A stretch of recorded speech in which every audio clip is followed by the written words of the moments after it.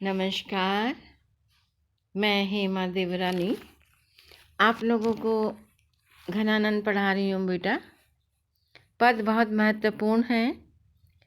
कंत रमे और अंतर में सुलहे नहीं क्यों सुख राशि निरंतर। देत रहे गए आंगुरी जे जो वियोग की नेह तचे परंतर। जो दुख देखती हो घनानन रैन दिवा बिन जान सुतंतर। जाने वे दिन राति बखाने ते जाए परे दिन राति को अंतर। यह पद जो है वो घनानंद द्वारा विरचित है। घनानंद को अपनी प्रेयसी सुजान के अभाव में जो कष्ट का अनुभव हो रहा है उसी को वो बयां कर रहे हैं। कवि अपनी प्रेयसी को कंत कहकर अपनी स्थिति का बोध कराता है। कंत रमे और अंतर में। कवि कहता है कि प्रेयसी को कंत कहकर अपनी स्थिति का बोध कराता है कि हृदय में ही विद्यमान रहती है।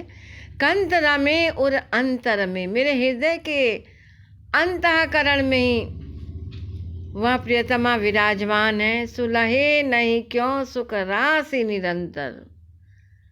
तब वह क्यों निरंतर सुख राशि प्राप्त नहीं करता, यानी कवि की जो प्रियतमा है सदैव उसके हृदय में विराजमान रहती है, लेकिन कवि को सुख की अनुभूति नहीं होती।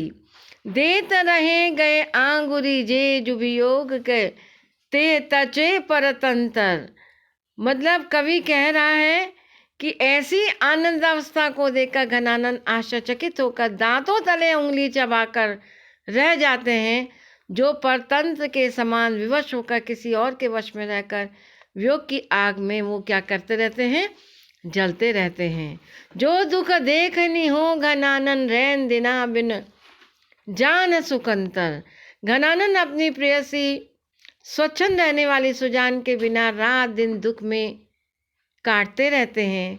उनकी इतनी दारुण स्थिति हो जाती कि दिन रात ही उनसे जो है वह दुख के साक्षी हैं, वो भली भांति जानते हैं, लेकिन घनानंद कितना दुखी रहता है।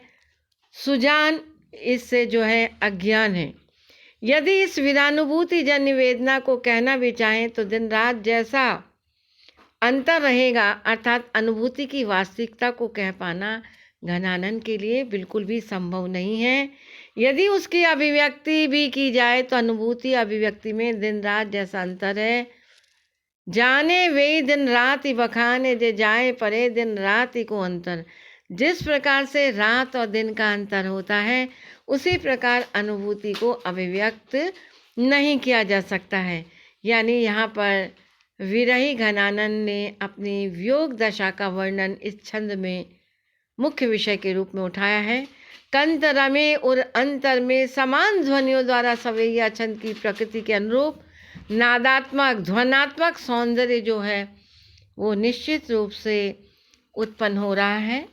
और अब बेटा घनानंद के जितने जितने जो महत्वपूर्ण पद आप लोगों के पाठ्यक्रम में हैं उन पदों को मैंने आप लोगों को पढ़ाया, और मोस्टली जितने भी महत्वपूर्ण पद हैं उनका मैं आप लोगों को पढ़ा चुकी हूँ। तो निश्चित रूप से अब जो है अब आप लोग अपने आप इन पदों को पढ़ते रहिए, अभ्यास करते रहिए। और अब मैं आप लोगों को जो है देव कवि पढ़ाऊंगी इसके बाद।